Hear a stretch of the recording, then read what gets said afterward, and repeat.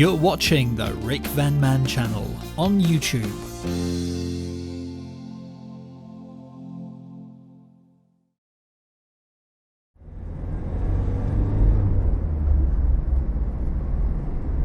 Well, hi there, this is Rick. I hope everyone's having a great day. I hope you can hear me okay. As you can see, I'm in the new van. Yes! Woo! Finally, it got delivered this afternoon and I'm just taking it out for a little bit of a run. I've just filled up with fuel, got a tank full of fuel, £80 to fill up, and it still didn't brim it. I was using the pay at the pump, so it would only let you have sorry, £89 I think it would let you have. So but I've got a full tank. I am so happy at the moment. I've got this the new van. I'm got that high up driving position once again. I really missed this, I really did, and now I'm back here again. You may see I haven't got a huge amount of headroom because I've actually got the seat up as high as it will go, because I just love being up this high, because it makes your legs sit down like that, so you're in a very comfortable sitting position. I really actually enjoy this sitting position, and your eye level is just way above all the cars, all the roofs, and I've got a great view, and you can see above all the hedgerows again, and it's kind of great to be back. You know what I mean? I've missed this. 3 months ago, when I got rid of my other van, I moved down to that smaller van, and it was very nice having a slightly newer van. I mean, it was I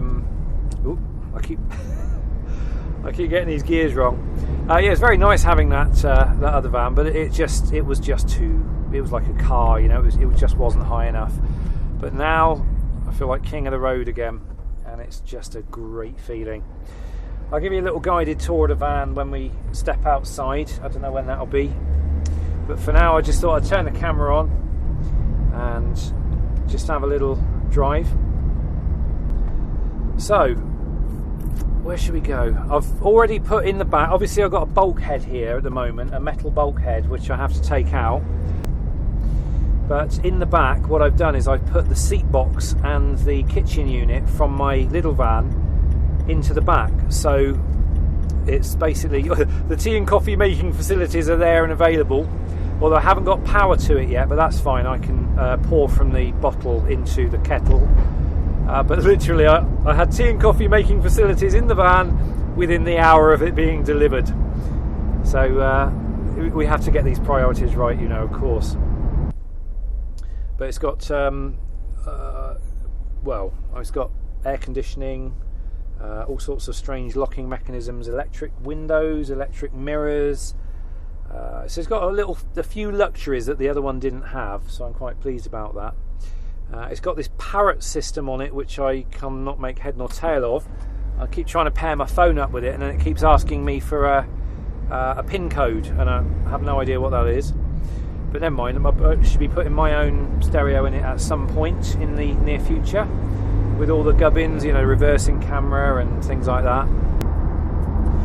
Well, I have to say it's been quite a long and arduous task deciding what van to buy.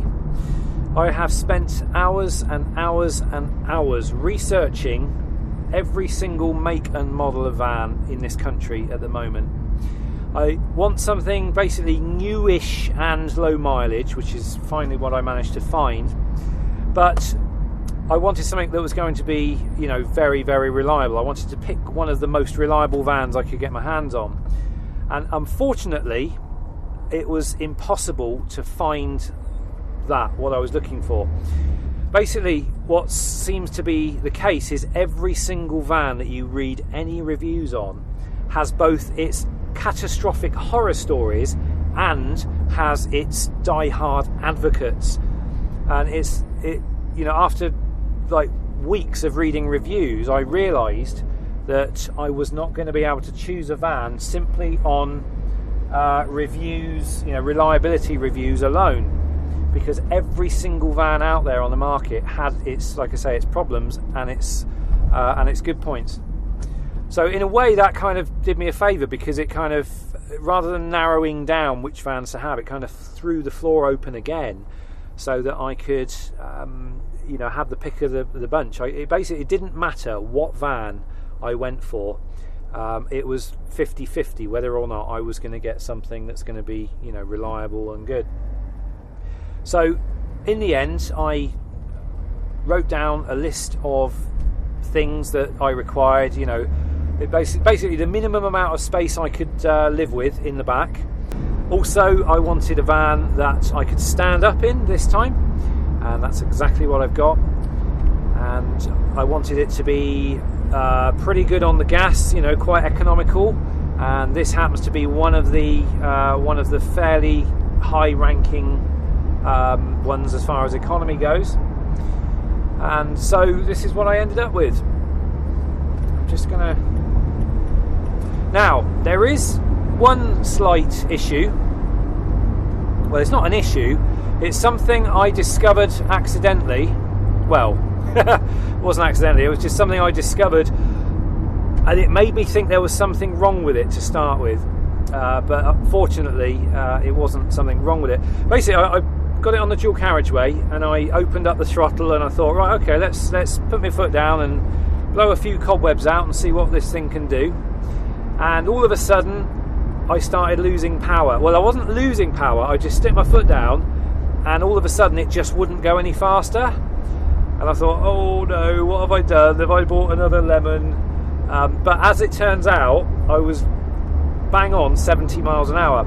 It turns out this has got a 70 mile an hour limiter on it.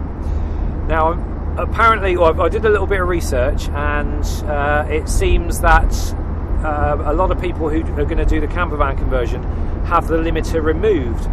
So I don't know whether or not I'm going to remove the limiter or not. I mean, obviously 70 miles an hour is the national speed limit. You can't legally go faster than that. But what I did find was, when I was on the dual carriageway, I was in the outside lane, I had my foot to the floor, and I was in the process of just passing another car, and then all of a sudden that car just stayed level with me and I couldn't pass it. So in the end, I had to sort of back off and pull in behind it. So in that respect, I thought it was a little bit dangerous, but there again, I didn't know I was limited to 70 miles an hour. So I don't know. I think perhaps when I have the van serviced next, I might see whether it's possible to get it disconnected or whatever. I don't know. But most of my driving is sort of down sort of A and B roads, so I don't think it's going to really be that much of an issue. I'll see how I get on with it. But it looks like I'm heading to Savernake Forest. I'm on the Marlborough Downs now. You can have a look out the window if you want. It's again, it's one of those vans that's got no front bonnet on it, so it's you get to see. It looks like you're probably flying from there, because you probably can't see any of the van bonnet or anything, or the nose of the van. Anyway, we're in the little village of Marlborough, little town, market town of Marlborough at the moment. I've shown Marlborough on previous videos. I really like Marlborough. I don't know why, I just do. There's something most agreeable about this place. It's got a good vibe to it. Let's flash this guy out.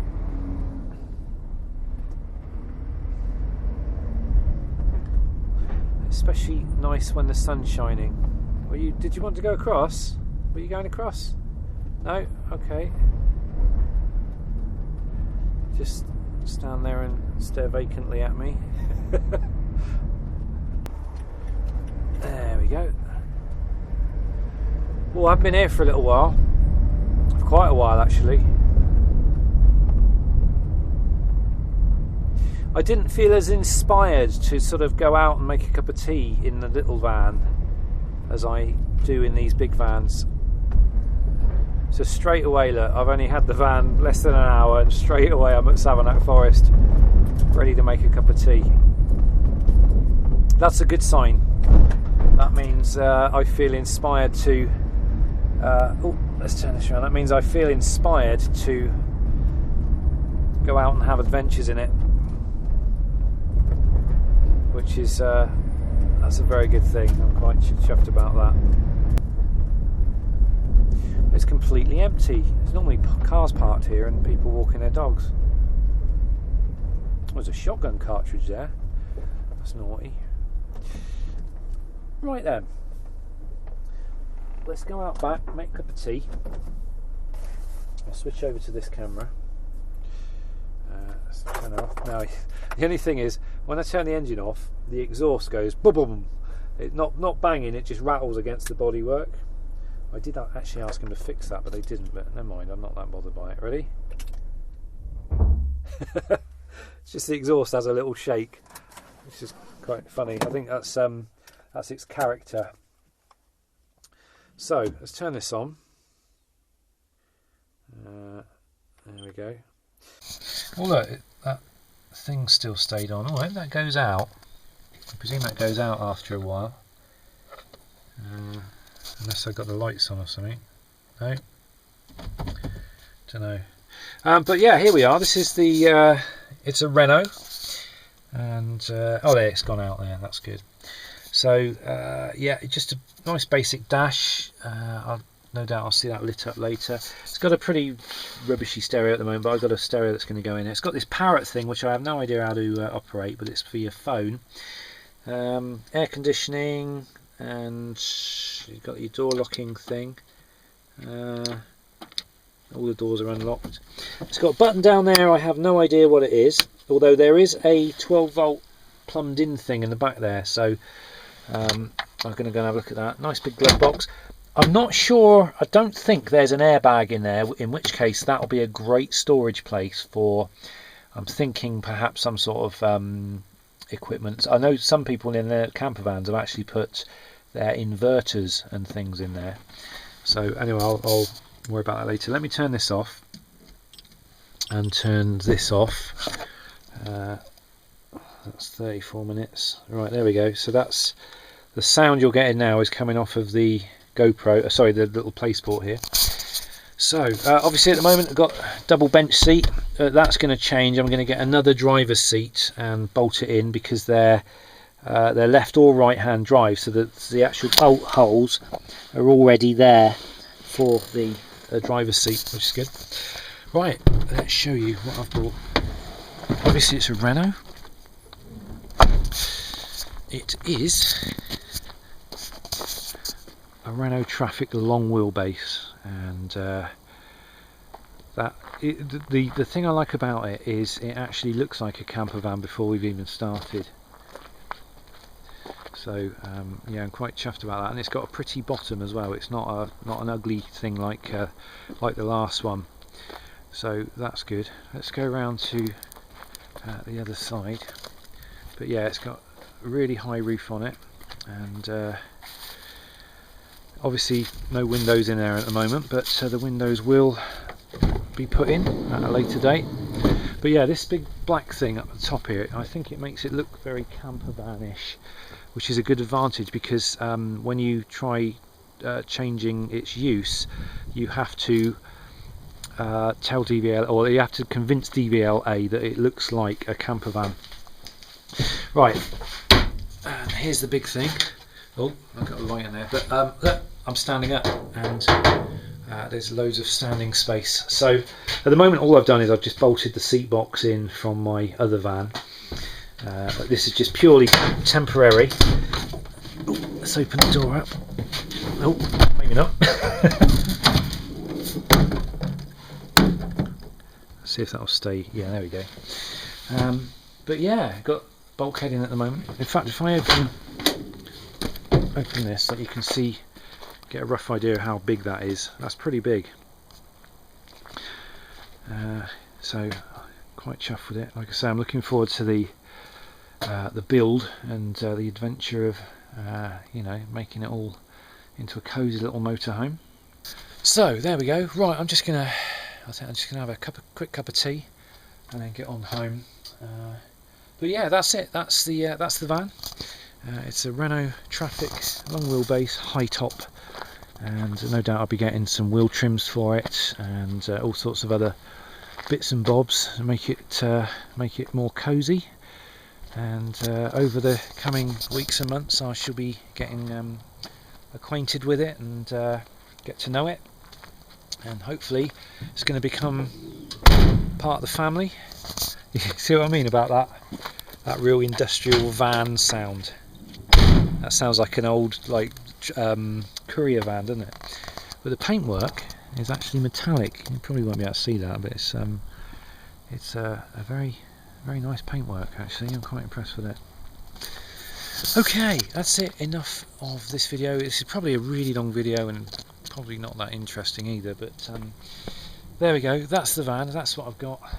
Like I say, I'm going to spend this weekend probably just doing sketches and designs, ready to get things moving in here. Obviously the bulkhead's going to come out this weekend. I've got to undo all these bolts, take that out, and then there's certain things I've got to do. I've got to take these panels off, and obviously got to plumb in my water tank. So I've got space underneath for a water tank as well.